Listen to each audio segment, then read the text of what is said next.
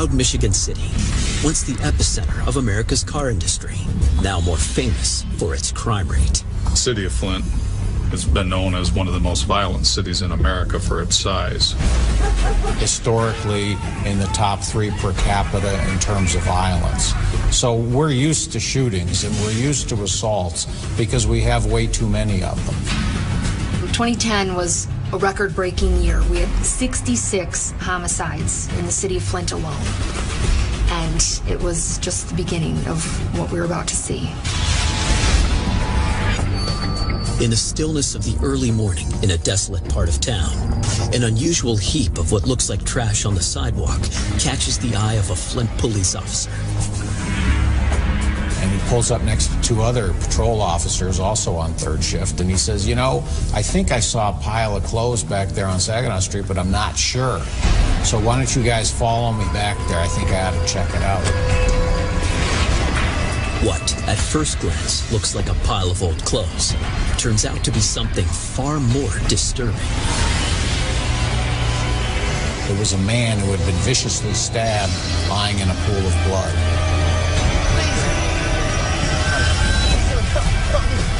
The victim is barely breathing and losing blood quickly. Just as he's about to lose consciousness, he mutters a few crucial words. Authorities quickly determined that this attack was not likely a mugging when they discovered the victim's wallet and cash untouched in his pants pocket. It was later determined that the person who was lying in the road who had been stabbed was Arnold Miner. He was then put in the ambulance. An officer went with him. He died in the ambulance. Investigators immediately canvassed the area around the crime scene for suspects and witnesses. Where this happened was what would during the day be a busy stretch of street, but no one would have been there. I mean, unless someone was walking by themselves at 2:30 in the morning. Your son has been murdered. Later that morning, police deliver the tragic news to Miner's sister and mother. They share a photo of him in happier days. He's in this white shirt and this tie, and it looks like he's got some sort of ID badge on and just smiling with these glasses, and he's sort of just this thin, kind of frail, short guy with this great smile. And you could tell by talking with his family that they just really loved him. Police are baffled. Their investigation reveals Arnold to be an upstanding citizen with no enemies. What was it about Arnold Miner that made him a target? He was a pretty nondescript guy, but a gentle soul. Certainly didn't deserve what happened to him. 5'6", 5'7", something like that, thin, frail. If you were looking for someone who you wouldn't want to fight back or wouldn't expect to fight back, this was it. This would be their ideal victim. At that point, we didn't have a lot to go on. Somebody had been stabbed. We knew he was alone, walking on the streets of Flint. That's pretty much all we knew. Then a hot lead turns up right across the street from where Miner was stabbed to death. We were able to get video footage from a party store that was located maybe 100 yards south of the scene of the Arnold Miner stabbing. It looked like an SUV driving by one way, and I believe it came back the other way. It was a suspiciously quick change of direction. Armed with this vital clue, police spend hours poring through their records. Arnold Miner's attack seems to fit into an emerging pattern of stabbings that has been escalating over the past week. Black men being accosted on the streets of Flint in the middle of the night while they were alone walking. We started thinking maybe we have the same perpetrator of all these crimes. Detectives turn back the clock. 3 months earlier, 31-year-old David Motley is stabbed to death. At the time, it was wrongly chalked up to gang violence. Then, a month later, another victim. The second homicide was not discovered until, I believe, June 21st. Now, that's nearly a month apart. And there was no investigative connection made then.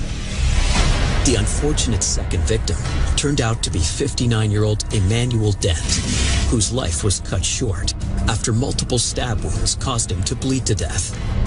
Gun violence is almost 100% of the crime that we see in Flint. We don't see a lot of stabbings, and as we started to see more, those certainly stuck out. Over the series of the next few weeks, there began to be one assault after another. And beginning on July 26th, July 27th, 28th, and 29th, there was one each day. Some of these individuals were lifted up off the ground as the knife protruded up towards the chest cavity. Whoever was doing it had to be pretty strong, because in order to stick that knife in and then yank it up and really cut out the guts of the individual, it's not that easy to do that. There's a lot of torque involved. 6 men stabbed, 3 dead. Police now believe an elusive monster is on the loose, attacking victims at random without leaving a trace of evidence. Then, on July 30th, officers find 60-year-old Frank Killebrew's body lying in a parking lot. The stab wounds on his body, just one part of a now familiar M.O. He wasn't even robbed. He had 2 wallets on him. So it's another very violent attack on somebody who wasn't robbed, walking down the street alone at night. That was that watershed moment where the investigators at the crime scene, they were looking at this and they were going, hey, wait a minute, we've had a bunch of these things. And that's when the investigative connection was made. By the time Arnold Miner was stabbed to death on August 2nd, there had been a stabbing in Flint every night for the previous week. These were savage attacks. There's just no way else to describe it. These were savage, brutal, violent attacks. This guy's not stopping. This guy, he's on a rampage. As the number of attacks rises to 12, panic sweeps across the city. What we saw in the next week was something I haven't seen since. People genuinely concerned, and you're talking about a city that's used to crime, that's used to being on edge. People were afraid of becoming the next victim. So the best way to avoid that was don't go out at night. The community was up in arms, they wanted action, and the police agencies and the law enforcement folks wanted to make something happen. The problem that we were having is that the police agencies weren't really communicating with one another, because we were having a series of these stabbings, but they all weren't occurring in the same jurisdiction. The nature and the magnitude of this investigation was going to be beyond the scope of the Flint Police Department to investigate all these homicides right now. And that's when the request was made. McGreevy and his team call in reinforcements to form the Serial Stabber Task Force. We had police officers from 7 different jurisdictions, and we all wanted to capture this individual. But even with so many new players in the investigation, the task force doesn't make much headway. People were just kind of grasping at straws, if you will, because nobody really had any suspects. Right now, all police know is that their perp is white, strong, drives an SUV, and prefers a knife. He seems to attack black men at night, and he is terrifyingly prolific. We couldn't have any more homicides. It just wasn't in the equation. Absolutely not. But to do that, police need a solid lead, and they need it fast before the serial slasher strikes again. This guy's not stopping. We have a madman on the loose.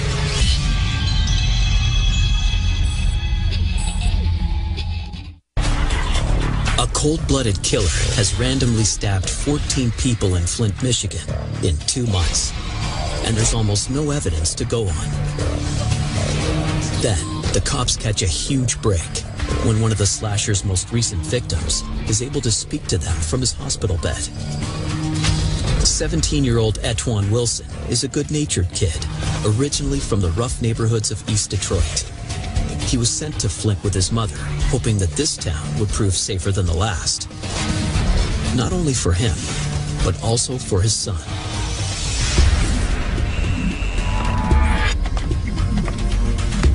On the evening of August 1st, 2010, Etwan is walking home alone after a party, just a few blocks from his house, when he notices a man standing next to an SUV. He was on the phone, and I can hear him say, "Man, you got me lost, I don't see it." I had to go like past him to get to where I was going. So as I was walking closer, he said, "Excuse me, do you know where Clio Road is?"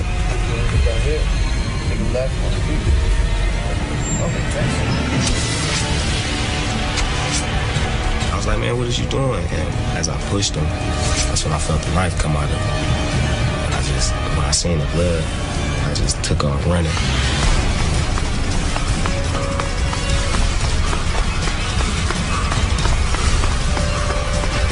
Turned around and I looked back, and he was just standing there staring at me.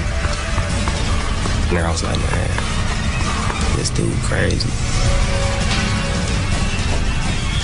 Fighting through the pain, Etwan stumbles to the first house he sees with a light on. As he lies on the stranger's floor, Etwan thinks these moments will be his last. I'm like, I'm getting sleepy. That's when she started crying, and she was like, "No, don't go to sleep, don't go to sleep." And she grabbed the cold water, and she was like, splashing it on my face, man. That was like giving me a lot of energy, to stay awoke, stay alive. And the lady, Regina, she was stressing to me like, "You're not gonna die, you're not gonna die." Barely breathing, one thought keeps going through his mind. I remember saying, I don't want to die here without my son. I want to see my son again. But blood is pouring out of his wounds, spreading across the floor. I remember the ambulance coming in, and I heard him say, "Oh, he's stabbed in the lungs. You gotta hurry up." And I just remember passing out. I remember waking up, seeing my daddy sitting next to me. And at first, it kind of scared me because I'm like, this just happened at 3 o'clock this morning and you stay way in Detroit. How did you get here? Not knowing that this happened 2 days ago. With 40 staples holding his wounds together, Etwan is lucky to be alive. The knife just missed puncturing his heart. But the damage to his chest and abdomen require a long and painful recovery.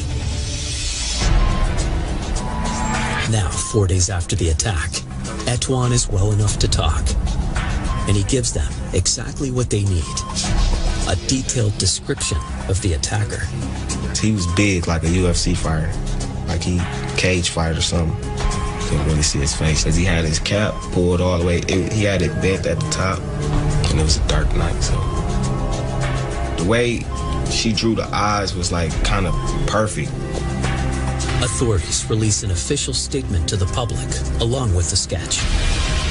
The stabber is a monster of a man, 6'5", 280 pounds. Also described as a wide-jawed white man. That sketch got so much play in the papers, online, on television, posters. People now just had this image ingrained in them. And I think this really helped the community understand that, wow, they're making some progress.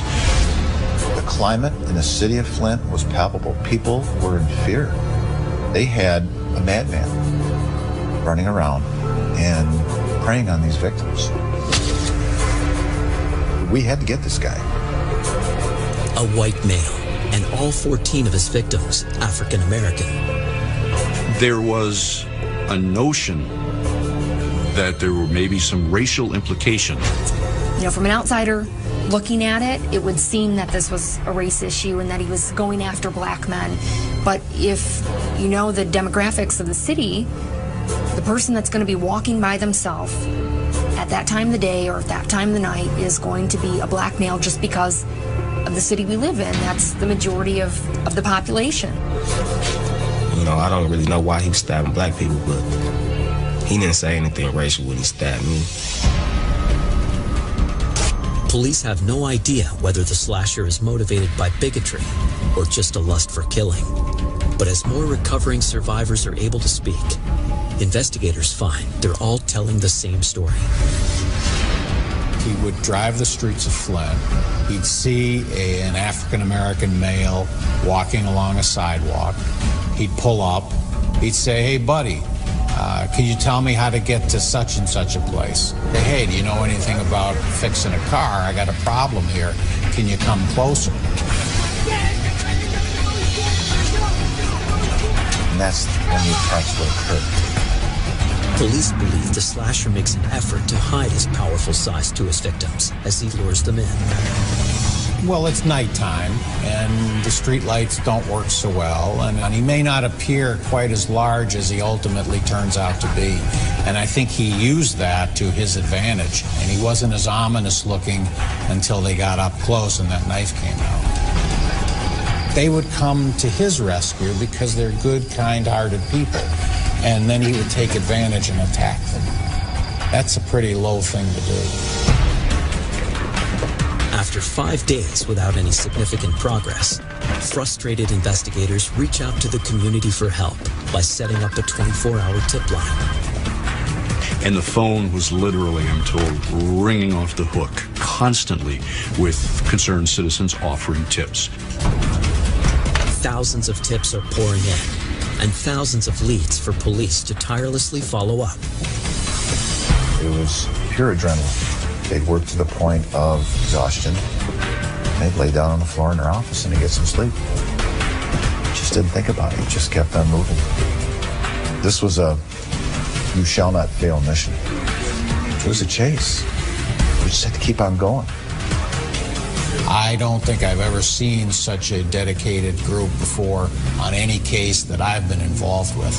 Yeah, you don't know what it's like. You need to go out in the street.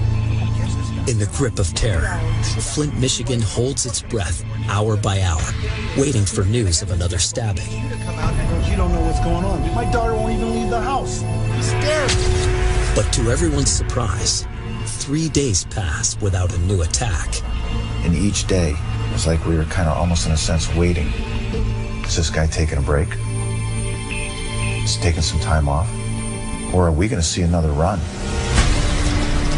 It won't be long before investigators get their answer. The guy said, "We've just had 3 assaults, identical to what you had up in Flint." We were stunned.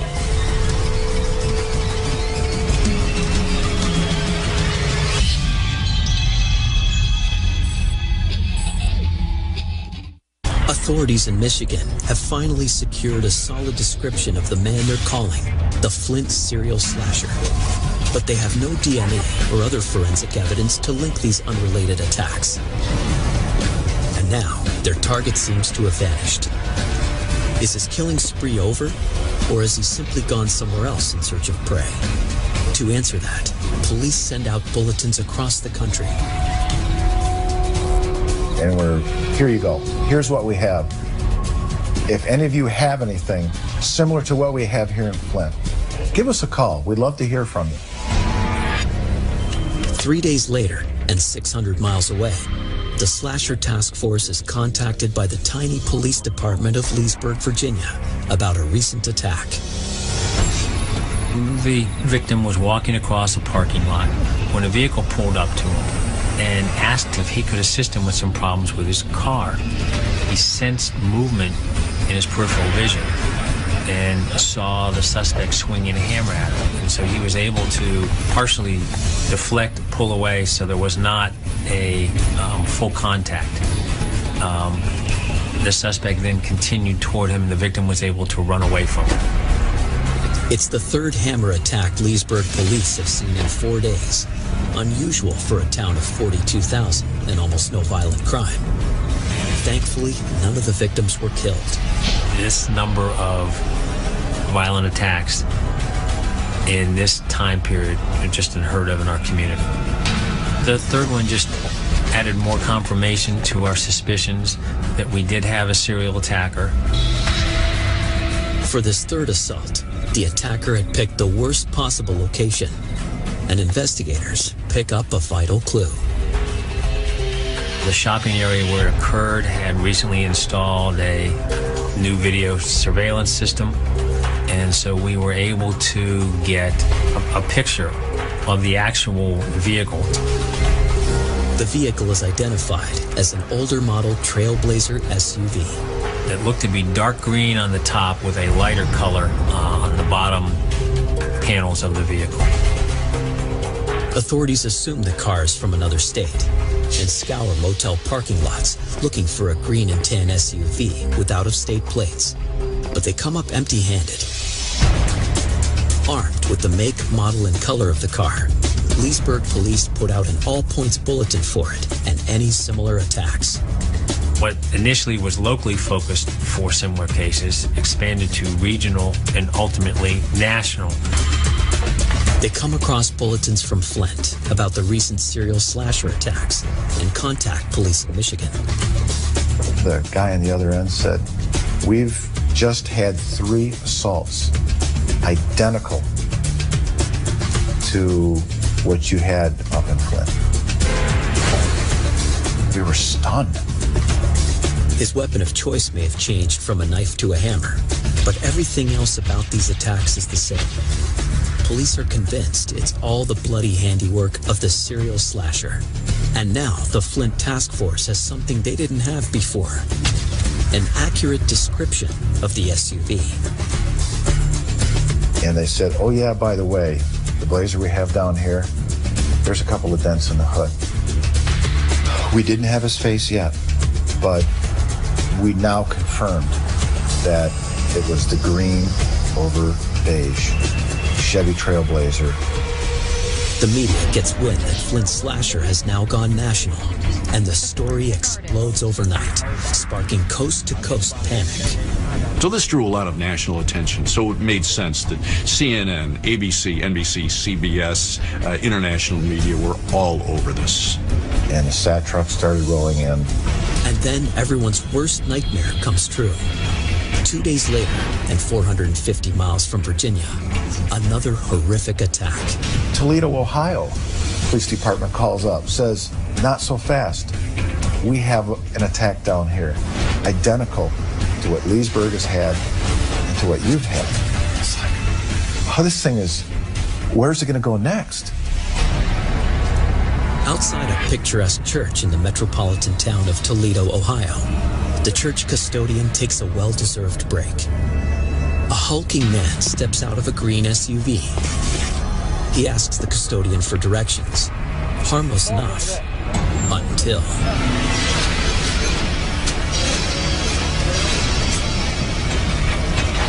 when Toledo called. And it was like, you've got to be kidding me. The green over gold laser had been involved. African-American men had been stabbed, very violent stabbing. We thought that we had something very similar going on. With the Flint serial slasher's crimes confirmed to be crossing state lines, the FBI jumps in to join a team that's working 24/7. We have a madman on the loose. We have to stop this guy. Where's this guy going to go next? What are we going to have to do to stop him? Police still haven't ID'd the suspect, but they'll soon get some help from another one of his victims. 26-year-old Flint resident Antoine Marshall, who was stabbed 14 days earlier, has been in a hospital ICU fighting for his life. Due to the nature of his injuries, they bundled him up and got him to the hospital, but he went right into surgery, so they didn't get a chance to interview him. But now, Antoine has recovered enough to give police a description of his attacker that will add 2 vital pieces of information to the puzzle. As he described the T-shirt that his assailant was wearing, and it was a specific brand of gin. He also clarifies the slasher's race. he's, I think, the first person who came out and said definitively, said, this guy isn't all white. He's mixed with something. He's got like olive skin. He's not all white. That was a fairly significant statement that he made. These two details will blow the case wide open. A new bulletin is sent across the country, refining the description of the slasher, in hopes this info would trigger someone's memory. And it pays off big time. Oh, baby. Tip 314. There's an unidentified female, and it's stated to the effect, I know a guy who works at a Kingswater Market up in Mount Morris, and oh, by the way, he went to Virginia last week to visit a relative. Hi guys, I'm Sean. We got a disturbance call today. You notice that? But we now had somebody who matched the description, who had the right vehicle, who had some ties to Virginia. As investigators question the market's owner, a familiar logo catches the eye of one of the investigators. The T-shirt logo that was described in the attack by Antoine Wilson. And they were able to determine and confirm that the shirt the assailant was wearing was the same identical type of shirt that the store would have had. The pieces are all finally falling into place as police zero in on the serial slasher. But will they find him before he disappears for good?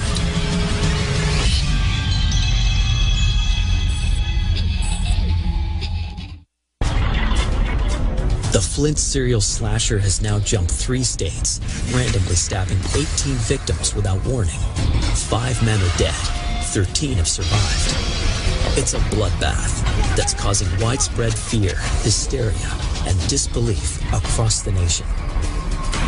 But a game-changing tip has led state troopers to a market where they believe the killer may have worked. Police know they've hit pay dirt when the owner immediately recognizes the man in the sketch. They learned that the individual worked there, he matched the description. They weren't sure of his full name. They only knew him as Eli. But they told us he was going off to Virginia and that indeed he had that kind of a vehicle that had been part of the bulletin. The owner's information is sparse.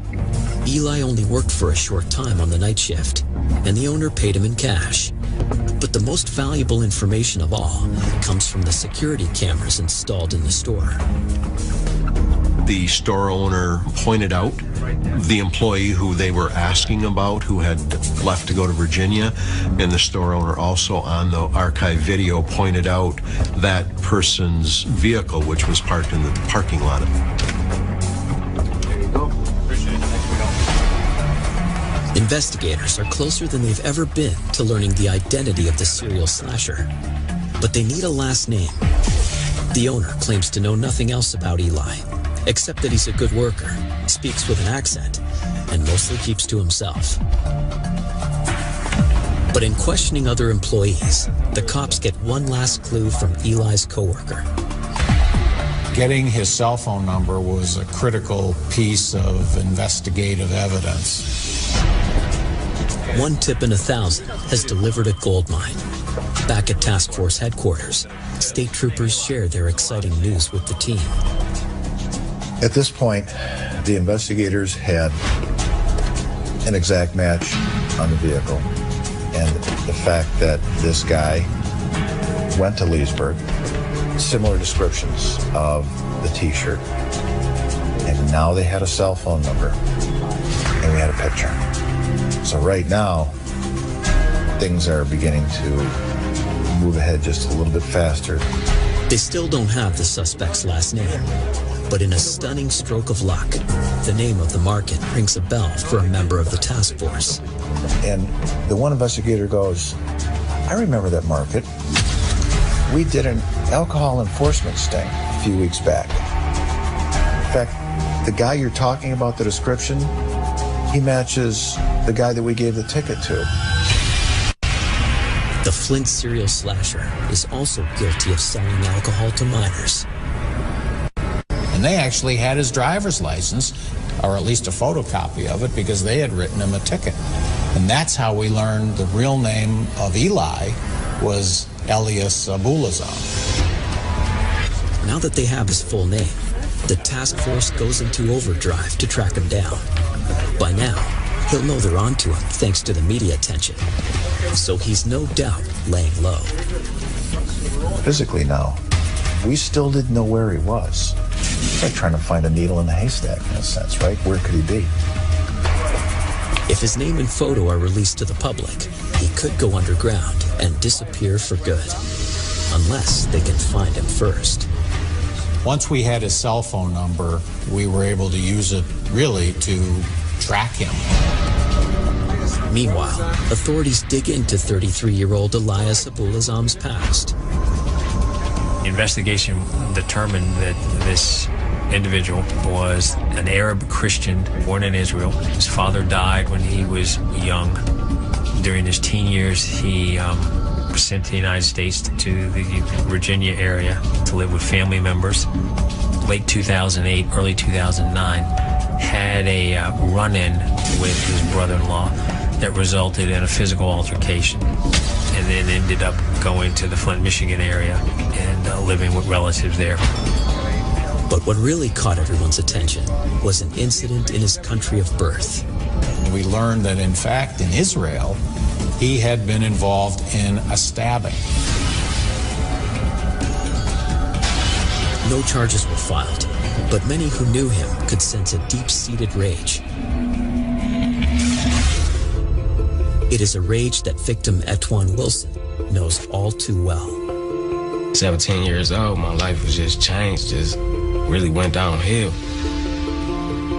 And it wasn't nobody's fault but his, you know. It wasn't nothing that I, you know, something that I did that I made happen. It's something that happened, you know, that couldn't have been avoided.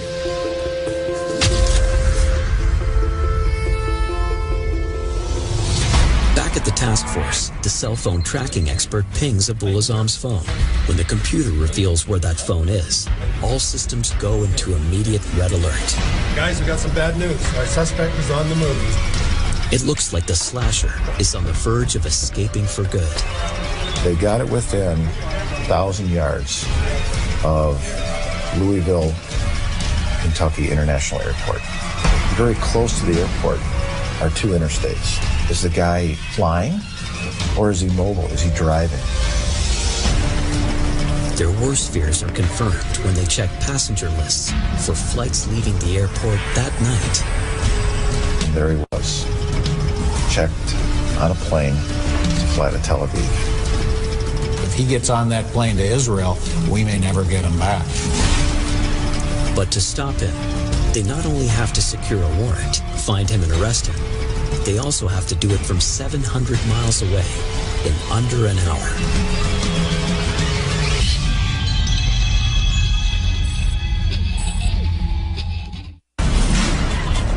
The task force team has located the Flint serial slasher Elias Abuelazam, trying to flee the country. He's already boarded a flight in Louisville, Kentucky, bound for Israel. But fortunately, it has a stopover in Atlanta, where he must change planes. This layover in Atlanta will be the task force's only chance to grab him. It's currently 9 p.m. in Flint. His flight to Israel will leave Atlanta at 10:15. If he's on the plane when it takes off, he could evade capture forever. Getting a person extradited from a foreign country is a very, very difficult thing to do. He couldn't get on the plane. Absolutely not. He could not leave the country. We had to stop that. With a little over an hour left, it's a race against time to catch this monster before he slips out of their grasp.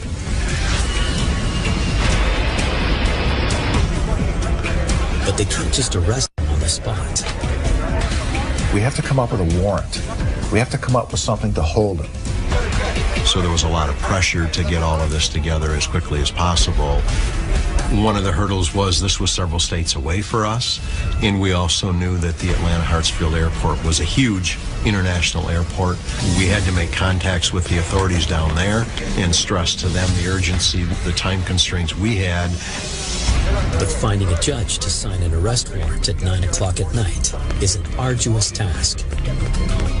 That involved getting him identified through the photo lineup, having a prosecuting attorney prepare that arrest warrant, having that arrest warrant signed by a judge to make it a valid arrest warrant, and then providing all of that information to the authorities in Atlanta.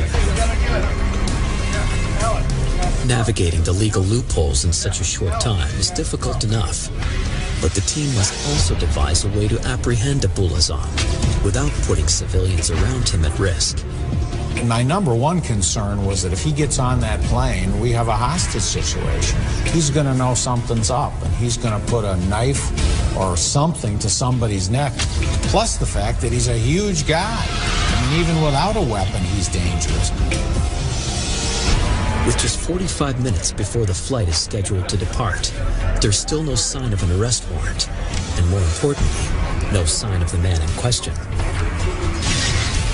We still hadn't physically spotted him yet. Waiting for the official go-ahead, a SWAT team in Atlanta moves into position. With precious minutes ticking away, the warrant finally comes through. I think we got him. And not a moment too soon, as Atlanta Airport Police spot Abuelazam amongst a sea of passengers, unaware of the danger they're now in. Back in Michigan, the task force can barely breathe as they wait for the news from Atlanta. We are aware he's at the gate, ready to board the plane to Tel Aviv. We are aware that they're not going to let him get on, but we can't see any of this. We're just sort of hearing it from the other end of the telephone. We were closing in, this close. But it all had to happen absolutely perfect, so nobody else got hurt. With just moments left before boarding, undercover squad team cops prepared to make their move, their eyes trained on the target. He's looking like he's going to get on that plane and things are going to be good, and he's going to leave all these stabbings behind him, and he's going to go back to his homeland. Authorities on the ground come up with a last-minute idea to minimize the danger of those around Abuelazam.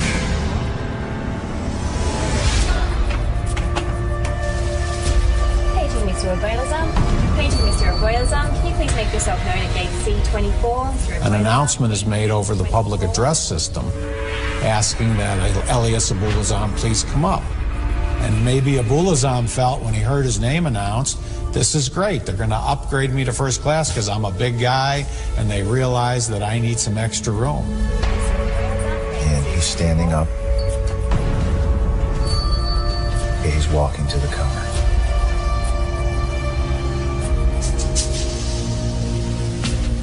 Then there was silence. It seemed like an eternity.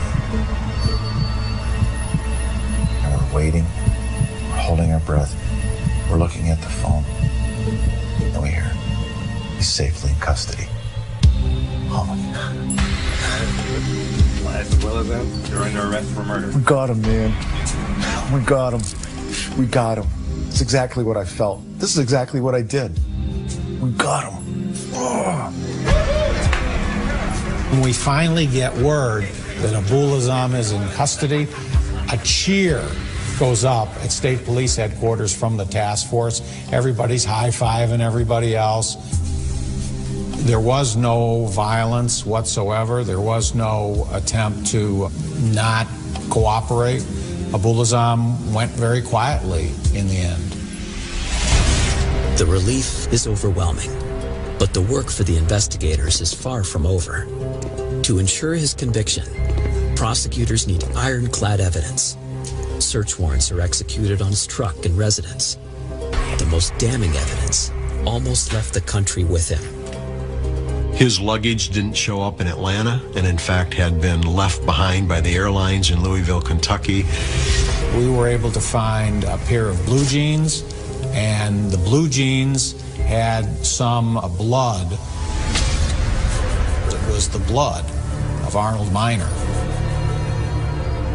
Arnold Miner, the unfortunate stabbing victim in Flint, Michigan on August 2nd, becomes the key case in prosecuting Elias Abuelazam.